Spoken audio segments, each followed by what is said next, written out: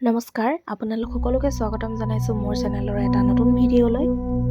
শিৱ সত্য, শিৱ অসীম, শিৱ চিৰন্তন, শিৱ ব্ৰহ্ম, শিৱ বৰ্তমান, শিৱ ভৱিষ্যত, শিৱ শক্তি, শিৱ ভক্তি। সকলোকে জনালোঁ শুভ মহাশিৱৰাত্ৰি। হয়, আজি মহাশিৱৰাত্ৰি আৰু আজি প্ৰথম দিন। লগতে আমাৰ ঘৰতো আজি আমি আয়োজন কৰিছোঁ সৰুকৈ মহাশিৱৰাত্ৰি। আৰু এইবাৰ তিথি লাগিছে ৰাতিপুৱা 11:30 বজাত। যিহেতু 12টামান বাজিবই হয় আৰু সেইটো কাৰণে আমাৰ ভকতসকলে ক'লে যে এইবাৰ আমি গধূলিকৈ চাকিখন দিম। সেইটো কাৰণে যোৱা বছৰ যেনেকৈ দিনত কৰা হৈছিলে, এইবাৰ আমি ৰাতি সেৱা দিছোঁ। এতিয়া ভকত আহিলে আৰু তেওঁলোকে পূজাৰ কাৰণে যা যোগাৰ চলাই আছে। আৰু যোৱা বছৰো আমাৰ ইমান ডাঙৰকৈ কৰা হোৱা নাছিল, যিহেতু আমাৰ দেউতাৰ এবছৰ হোৱা নাছিল, সেইটো কাৰণে। আৰু এইবাৰো আমাৰ ঘৰৰে এজন মানুহৰ পুনৰ এবাৰ মানে চোৱা লগা কাৰণে এইবাৰো সৰুকৈ আৰু চাকি দিয়া হৈছে। সিমানেই, বৰ বিশেষ বা বিশাল আয়োজন কৰা হোৱা নাই। বাকী আন বছৰৰ তুলনাত এইবাৰ সৰু, শৰাই দিয়া হোৱা নাই। আগতে আমি শৰাই দিওঁ শিৱৰাত্ৰি বুলি, আৰু প্ৰসাদৰো আমি ব্যৱস্থা কৰোঁ ডাঙৰকৈ, কিন্তু এইবাৰ তেনেকুৱা নহয়। সৰুকৈ কৰা হৈছে কিবা জলপানৰ ব্যৱস্থা, কিন্তু এইবাৰ শৰাই দিয়া হোৱা নাই।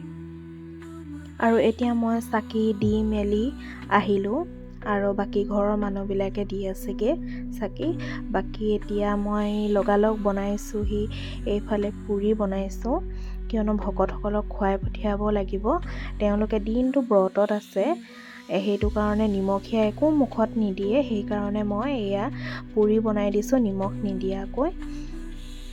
পুৰি আৰু লগতে মিঠা কিবা থাকিব, তেওঁলোকে মিঠা ব্যৱস্থা কৰিছে, আৰু আমি এয়া পুৰি ব্যৱস্থা কৰিছোঁ। যিহেতু ইয়াতে যি খাব, তেওঁলোকে পুনৰ ঘৰত গৈ একোৱেই নাখায়।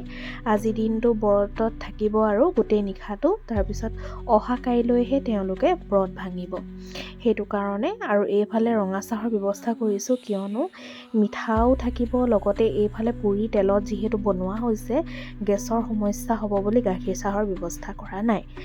আৰু এতিয়া পুৰি মই লগালগ বনাই দিছোঁ, মায়ে বেলি মেলি থৈ দিছিলে। আৰু এইফালে এতিয়া মিঠাই এখিনিত বুনিয়া আছিলে আৰু এখিনিত আছিলে জেলেপি। তেওঁলোকক অলৰেডি দিলোঁৱেই, দি মেলি খুৱাই মেলি পঠিয়ালোঁ। এতিয়া মা আৰু মই খাবলৈ লৈছোঁ, কিয়নো আমিও তেওঁলোকৰ লগতেই দিনটো নোখোৱাকৈ আছোঁ, আৰু এতিয়া খাবলৈ লৈছিলোঁ। তাৰ লগতে এতিয়া আমি ভকত পঠিয়াই মেলি হৈ গ'ল, ময়ো আজৰি হ'লোঁ, মাও আজৰি হ'ল, ভকতো গ'ল। 9মান নাবাজিলে আৰু গধূলি 5টামান বজাত তেওঁলোক আহিছে। আহি মেলি লগালগ ৰৈ থকা নাই আৰু কৰ্মত লাগি গ'ল, নিজৰ গোটেইখিনি ব্যৱস্থা কৰিলে। আমাৰ কিন্তু ভাং ব্যৱস্থা কৰা নহয়, যদিও বা সেইটো শিৱ বাবাৰ প্ৰসাদ, তথাপিতো আমাৰ সেয়া ব্যৱস্থা কৰা নহয়। আগৰ পৰাই পঞ্চামৃত বনোৱা হয়, চাকি দিয়া হয়, শৰাই দিয়া হয়, প্ৰসাদ দিয়া হয়, পায়স বনোৱা হয়, কিন্তু প্ৰসাদ পায়সৰ এইবাৰ ব্যৱস্থা কৰা হোৱা নাই। যিহেতু জনালোৱেই আমাৰ ঘৰত মানুহ ঢুকাইছিলে, আচলতে আমাৰ পৰিয়ালত, ঘৰত নহয় পৰিয়ালত।